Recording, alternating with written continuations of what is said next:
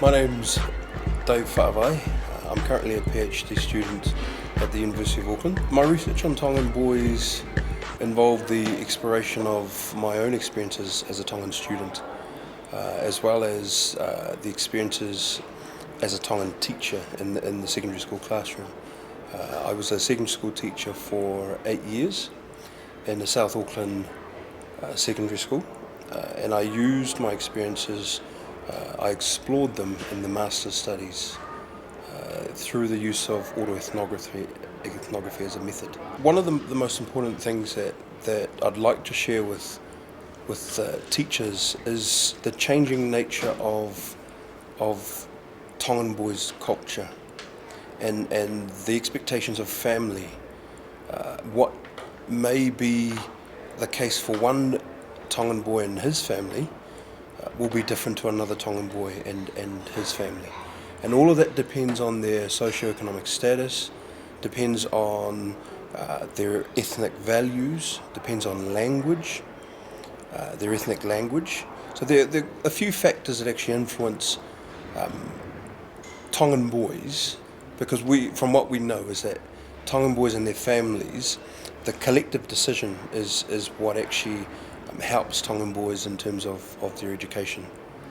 And teachers need to be more aware that one Tongan boy in their class compared to another Tongan boy, they can be very different in terms of their identities and the knowledge that they bring with them into the classroom. What are the key goals in the Pacifica Education Plan is that all Pacifica students leave with at least NCEA Level 2. That's a minimum goal. And I think if we want more Pacifica students to achieve, there were three things that I found from this study, just evaluating my experiences. Three things is that culture in itself is quite a changing concept, which is why I suggested that Tongan families are not all the same, and therefore teachers should not treat Tongan boys as though they're all the same. They are different in certain ways, and even between Tongan boys and other Pacifica boys, there are differences. And what we often do in teaching is that we marginalise students. And I can remember this, a teacher saying is that you know, Tongan boys are all the same, they're all boisterous, when in fact they're not. And how you teach and how you connect with the knowledge that one Tongan boy brings will be different to another. It is about finding out what that capital is and whether it relates to their cultural ethnic values. For a Tongan boy who speaks the Tongan language, there are connections to the traditional Tongan values. For a boy who doesn't speak the language, the values are different.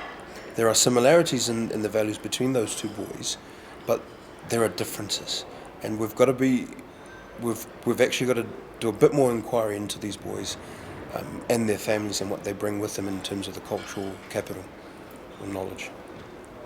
That's the only way I think that we'll be able to address the needs of Tongan boys and employ pedagogies that actually relate to their experiences and building on that with new information.